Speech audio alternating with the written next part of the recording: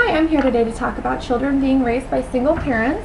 I'd like to start off with a little story for you involving these two children. There's a little girl and a little boy, both age 4 there. These children were both born in the same city and went to the same school district and led very similar lives. However, there was one aspect of their lives that was majorly different. The little girl's parents divorced when she was young due to an unhappy marriage, and the little boy's parents did stay married throughout his childhood, even though they did also have an unhappy marriage. So that was a major differing factor in their childhood. And here's a picture of what the children look like now. The little girl is me. I'm currently in college and I am doing well. I graduated in the top 10% of my high school class and just generally overall happy. And the little boy, unfortunately, is dead. He made the decision in high school to drive his vehicle while he was under the influence of alcohol and unfortunately crashed his vehicle and killed himself in the process. So you can see that these stories go against the grain of what people generally think of when they think of children being raised by single parents. The child that was raised with two parents in the household made some unfortunate decisions that go along with what people think children being raised by one parent do, and unfortunately killed himself. And the child, me, who was raised by one parent in the household, is doing pretty well in life. So I have some positive and negative stereotypes here that I'm going to go over along with statistics. And I'll start with the negative stereotypes. I got these stereotypes by talking with friends and family face-to-face and other technological ways. Children may grow up with some negative feelings or resentment towards their parents for having been put through a divorce. And this is obviously a negative stereotype because that greatly affects the child and the parent's relationship. Parents may be stressed with the obligation of raising children alone or with the finances of raising the child alone. This is obviously negative because the parent will have less happiness and joy towards their children while raising them. And children who grow up with single parents in their homes tend to have less money, which is clearly a negative. They're going to have less opportunities if they have less money.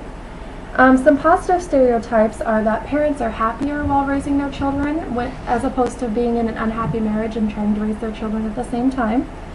Children grow up with a stronger sense of responsibility and discipline due to needing to assume extra chores and other household deals without that the second parent being there.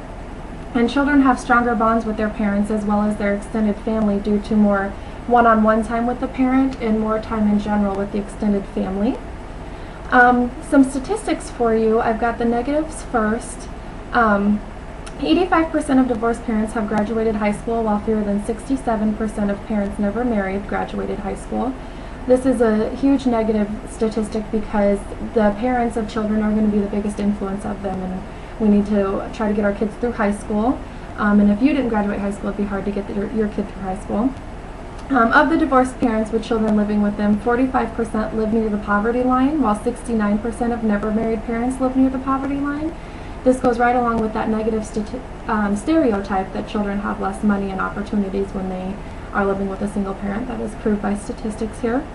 Children with one parent are 17% more likely to drop out of high school than children with two parents in the household. And this goes right along with the number of parents divorced and never married that have dropped out of high school. This shows in the statistics that does reflect on the children. Some positive statistics I learned from my research, though, are that 5.7% of